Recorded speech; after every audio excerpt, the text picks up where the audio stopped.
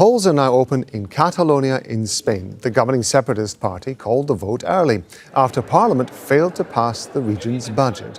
That could reignite the debate about Catalan independence and even the stability of the national government. 6 years ago, the region held a referendum to break away from Spain, a vote that Madrid did not recognise. Several Separatist leaders are now in jail, while party leader Carles Puigdemont is a fugitive in France. Juan Teruel is a professor of political science at the University of Valencia. He's joining us now on Skype from Barcelona. Thank you very much indeed for being with us. I want to ask you about Carles Puigdemont, first of all. It's been 6 years since he was forced to leave the country. How much influence do you think he still has when it comes to the debate on independence? Hello, good morning, first of all. Carles Puigdemont is still a key political figure, even if most of the, let's say, political leaders, even from his own party, has tried to kill him politically.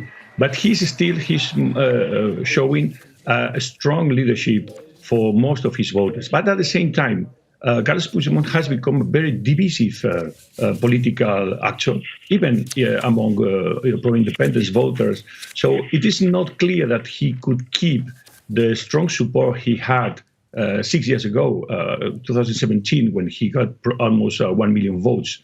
Let's see if his support among these pro-independence voters is still at that level. Is he still the focal point for the independence debate for Catalans, or would the campaign for independence be able to continue without him in the event that, say, he lost? Now, clearly, the political debate has changed a lot, and even Mr. Puigdemont, that started at the beginning of the campaign, focusing on his promise to come back and to restate, to recover leadership in order to follow with the pro-independence movement. But the electoral campaign has shown that all political parties, include Mr. Puigdemont, has tried to focus on ordinary policies, which are now the more important for the electorate. We have to take into account that there is a wide impression that during the last years, after that decade marked by the pro-independence movement, Catalonia has lost ground in important policies like health and education, for instance. And I think that is going to be more important in the opinion of voters in order to decide their choice. Spain's Prime Minister, Pedro Sánchez, had been going through a fairly tough time just recently with regards to allegations being made in connection with his wife. There was suggestions that he should step down, and at one point he said he might, and then he said he wasn't going to. What kind of things is he facing at the moment? What's at stake for him in this? Yeah, clearly the Catalan election is a key moment at the beginning of his the current parliamentary term, because in Catalonia, in this election, he's going to check whether or to what extent the Catalan people supports his pragmatic approach to normalize the relationship between Spain and Catalonia after the huge institutional crisis. It isn't. I don't think that any kind of result will undermine his electoral support, his parliamentary support in Madrid, because the pro-independence parties are very much interested in keeping the stability of the government until the law of amnesty will be fully implemented. At the same time, this is an important election also to test the strength of the political opposition in Spain, since a bad result for the People's Party, the main party opposition now, and we have to remind, the first electoral party in Spain, could produce a danger for Alberto Núñez Feijóo, particularly because we are just 4 weeks ahead of the European election in 9th June. I want to ask you about that amnesty bill that you referred to.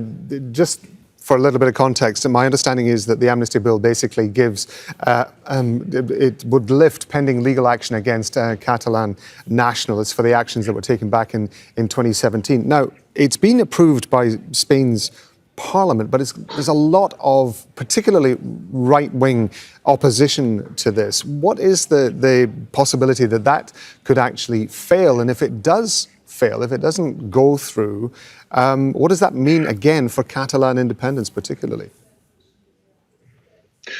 In the following 3 weeks, the law will be passed finally by the parliament. The opposition has tried to block the procedure of this law in the Senate, but finally it will be passed in 3 weeks, just some days before the European election. It is unlikely that the judiciary power could block the enactment of the law. And the more important consequence we will see in the next June is the comeback of not only Mr. Puigdemont, but all the people that are exiled outside of Spain, and many people that are now under legal problems.